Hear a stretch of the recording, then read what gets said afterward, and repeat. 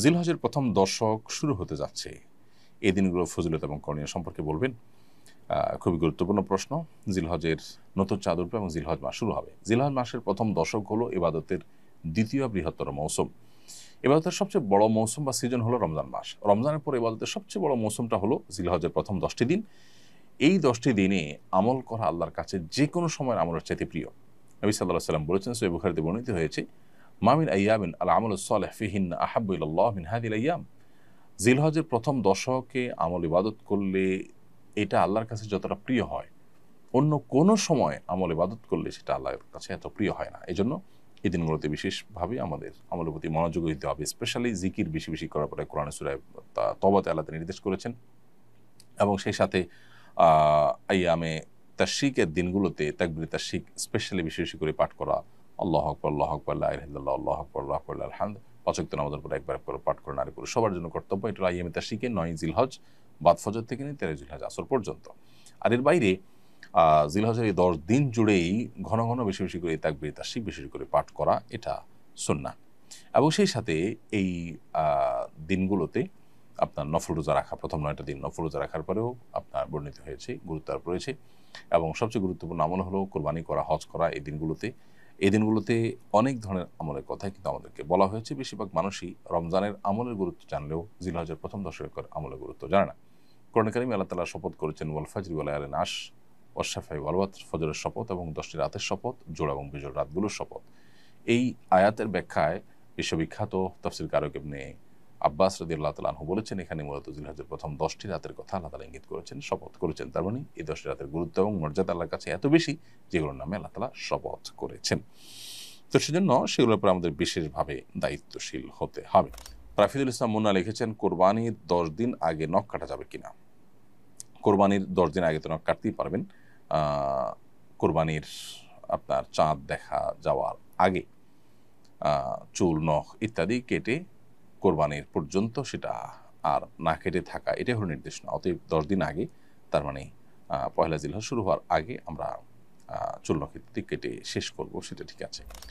কোরবানি না করে কোরবানির টাকা গরিবকে দান করার জন্য অনেকে উদ্বুদ্ধ করে। প্রত্যেক ঈদুল আজহার আগে একটা শ্রেণীর মানুষ এ নিয়ে সামাজিক যোগাযোগ মাধ্যমে লেখালেখি শুরু করে। এ ধরনের চিন্তা লালন করা শরীর দৃষ্টিকোণ থেকে কেমন কাজ?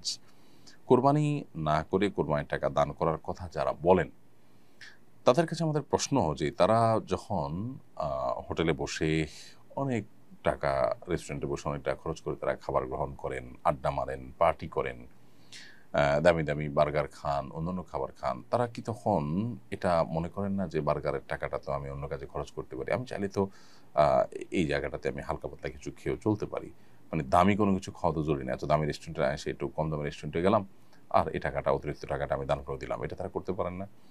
দেখুন, এই মানুষগুলো মানবতার ভেগধারী। আমরা বারবার বলে থাকি, মানবতা এবং মানবাধিকার এটা এমন একটা মুখরোচক বিষয় যে এটার আড়ালে পশুত্বকে হার মানানো অমানবিক আচরণও আমাদের চোখে পড়ে না।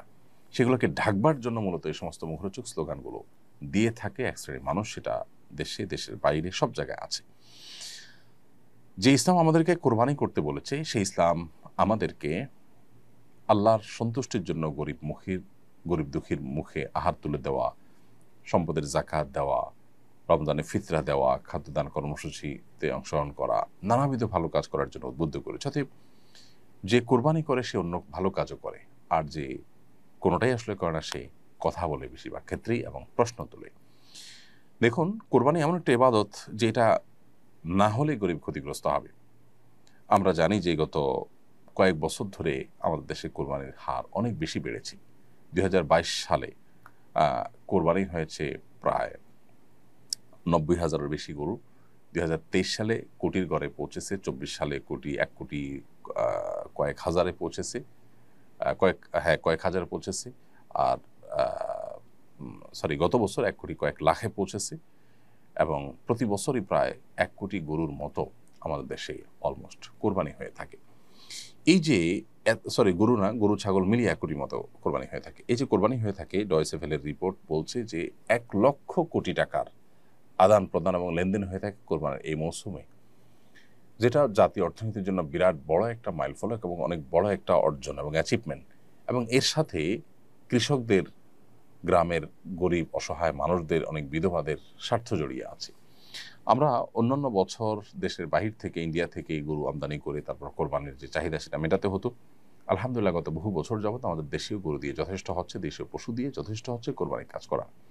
1 লক্ষ পশু মাত্র একদিনে জবে করতে হবে, তার জন্য হাজারো খামারি, কৃষক, চাষি তারা কিন্তু গরু ছাগল এগুলো লালন পালন করে, বড় করে, এরপরে সেগুলো বিক্রি করে তারা মুনাফা অর্জন করে। অর্থাৎ এই কোরবানিটা অনেক গরিবের স্বার্থকে রক্ষা করে। এরপর আসুন, আমিষের যে প্রয়োজন সেটি অনেক গরিব অসহায় মানুষেরা সারা বছর মেটাতে পারেন না। কোরবানি তাদের আমিষের ঘাটতি পূরণের বা আমিষের প্রয়োজন পূরণের অন্যতম সূত্র বা অন্যতম মাধ্যম। এর বাইরে কোরবানিকে ঘিরে আরও যত রকমের ব্যবসা বাণিজ্য হয়ে থাকে, খড়কুটো, তারপরে যা গরুর খাবার, খৈল, ভুসি, তারপরে চাটাই, কামারদের, সারা দেশে যত কামার আছে তাদের সবচেয়ে বেশি বিজনেসটা এই কোরবানির মৌসুমে হয়ে থাকে। দাও, ছুরি, বটি, ধামা এগুলো ধার দেওয়া, তৈরি করা ইত্যাদি। এরপরে কাঠের গুঁড়ি তৈরি করে সেটাতে গোশত বানানো, কসাইদের ইনকাম, বহুবিধ শ্রেণী মানুষ, এমনকি আজকাল তরুণরা অনেকে বিভিন্ন এলাকাতে ছোট ছোট গরুর বিক্রি করার অনলাইন প্ল্যাটফর্ম, অফলাইন প্ল্যাটফর্ম বিভিন্নভাবে তারা তৈরি করে তারা বিজনেস করছে এবং তারাও উদ্যোক্তা হয়ে উঠছে।